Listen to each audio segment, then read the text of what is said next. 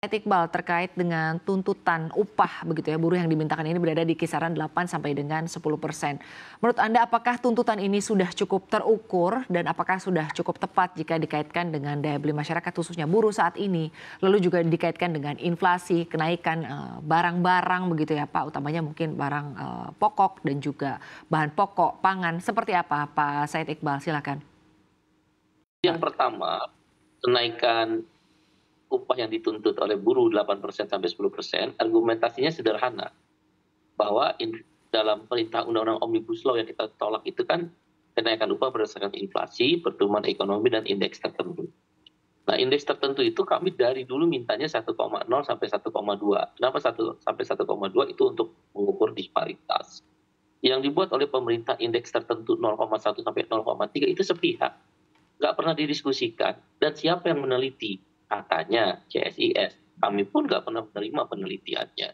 Sebagai ILO governing body yang baru 3 periode baru selesai kemarin Juni 2024, nggak begini cara untuk menentukan kenaikan upah minimum. Ada 2 ukuran. Satu melalui standar living cost, kalau di kita itu kebutuhan hidup layak KAL, 64 item. Yang kedua, standar dalam konvensi ILO 133 itu diatur tentang makroekonomi. Makroekonomi cuma 2, inflasi dan pertumbuhan ekonomi. Oke, Indonesia pakai indeks tertentu yang kemudian keluar penerbitan CSIS dari mana? Maka akhirnya setiap tahun kenaikan upah itu di bawah inflasi. Nggak ada negara naik upah itu inflasi. Yang ada nombok, bukan naik. Itu ilmu ekonominya sederhana banget. Terus keluarlah PP 51 terakhir ya, dalam revisi PP sebelumnya, ada batas bawah, batas atas. Siapa yang perintahin ada batas bawah, batas atas?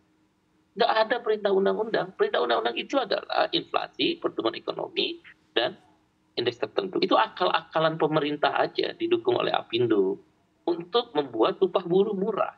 Akhirnya dalam 5 tahun, 3 tahun pertama 0% naik upahnya, padahal ekonomi tumbuh rata-rata 5%. Inflasi rata-rata 3%. Ini logika apa yang dipakai? Dan 2 tahun terakhir, kalaupun naik itu di industri ya, daerah kota-kota industri 1,58%, inflasi 2,8, ekonomi tumbuh 5,2. Logika apa yang dipakai?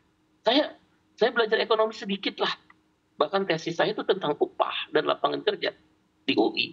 Saya nggak ngerti yang dipakai oleh pemerintah yang profesor doktor itu. Dan tentang teori bahwa kalau upah naik tinggi, barang naik tinggi, nggak begitu teorinya.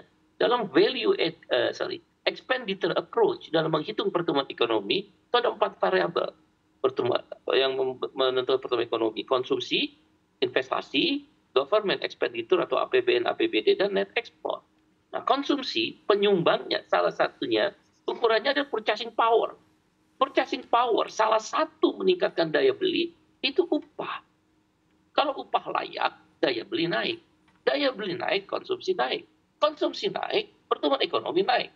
Pertumbuhan ekonomi naik, lapangan kerja baru terbuka. Baik. Yang pemerintah mengklaim 1% bisa menyerap 3 sampai 400 ribu lapangan kerja.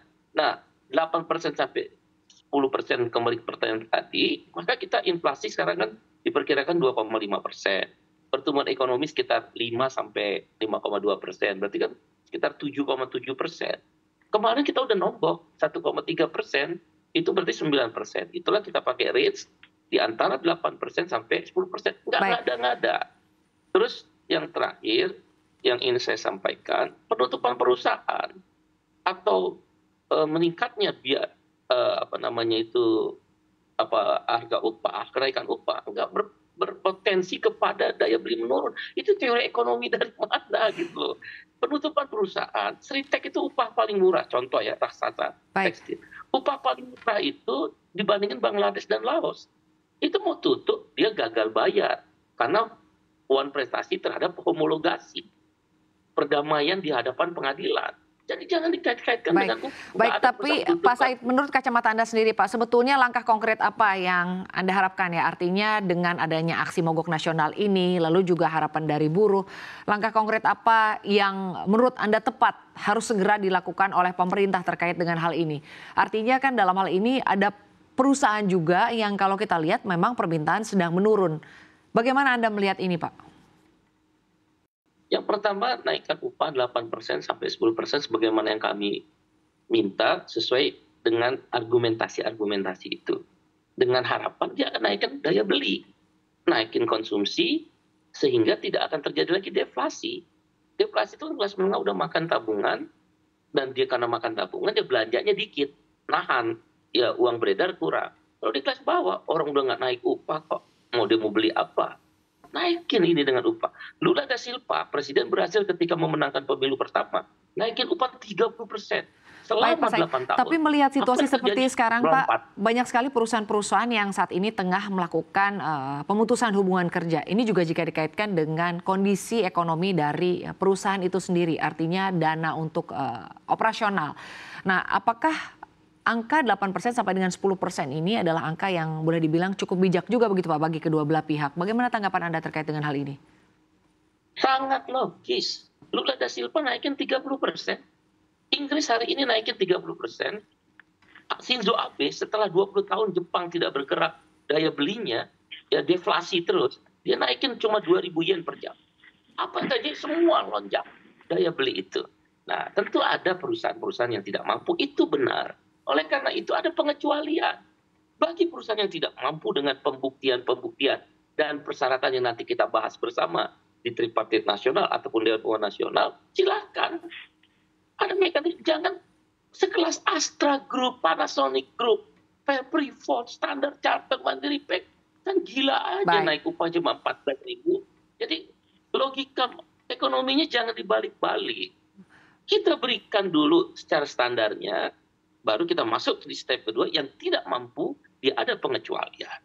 Dan sekali lagi tidak ada teori manapun yang gara-gara naik upah tutup perusahaan. Nggak ada. Tunjukin sama saya. Baik. Kemarin itu gagal bayar, peristiwa COVID. Nah, kalau kemudian terjadi di case beberapa perusahaan yang katakan struktur upahnya itu terganggu akibat kenaikan upah, di situ dia mengajukan, pemerintah kami tidak mampu. Nanti pemerintah menganalisa Kemenaker ya, Kemenaker menganalisa, oh ya minta rekomendasi Dewan Pengupahan, oh iya baik, kemudian diputuskan, oke kamu tangguhan. Ingat nggak 2023 Menteri ngeluarin apa? Motong upah 30%. Baik, Naik terima kasih upahnya Pak 2%, potong upah Said Iqbal. 30%, tetap PHK tuh. Kira-kira demikian sih.